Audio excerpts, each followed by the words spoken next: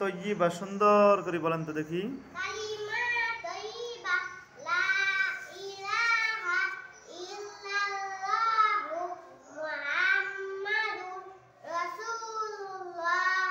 কালিমা তৈয়িবার অর্থ আল্লাহু তাআলা ব্যতীত ইবাদতের উপযুক্ত আর কোনো মাবুদ নাই।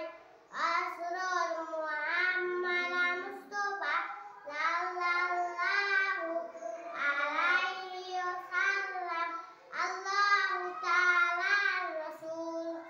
কালিমাতুশ শাহাদাহ সুন্দর করে বলেন। কালিমাতুশ শাহাদা আশহাদু আল্লা ইলাহা ইল্লাল্লাহু ওয়া আশহাদু আন্না মুহাম্মাদান আবদুহু ওয়া রাসূলুহু। কালিমাতুশ শাহাদাতের অর্থ আমি সাক্ষ্য দিতেছি যে আল্লাহু তাআলা ব্যতীত ইবাদতের উপযুক্ত আল্লাহ আর কোনো মাবুদ নাই। হযরত মুহাম্মদ মুস্তাফা সাল্লাল্লাহু আলাইহি ওয়াসাল্লাম আল্লাহু তাআলার বান্দা ও রাসূল। তলাবুল ইলমি থেকে 3টে হাদিস কইবেন। তলাবুল ইলমি ফারিদাতুন আলা কুল্লি মুসলিম।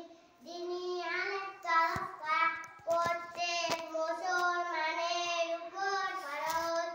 আত-তুহুরু শাতরুল ঈমান।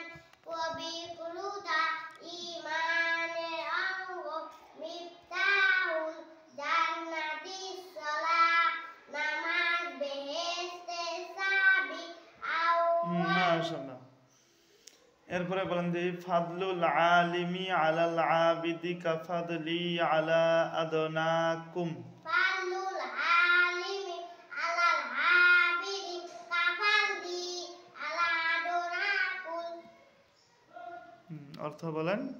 তোমাদের মধ্যে সর্বাপেক্ষা ছোট ব্যক্তি হইতে আমার মতো বাদাত বড় বেএলেম আবেলে ছেলে একজন খাঁটি আলিমের মতো বাদাত বড়।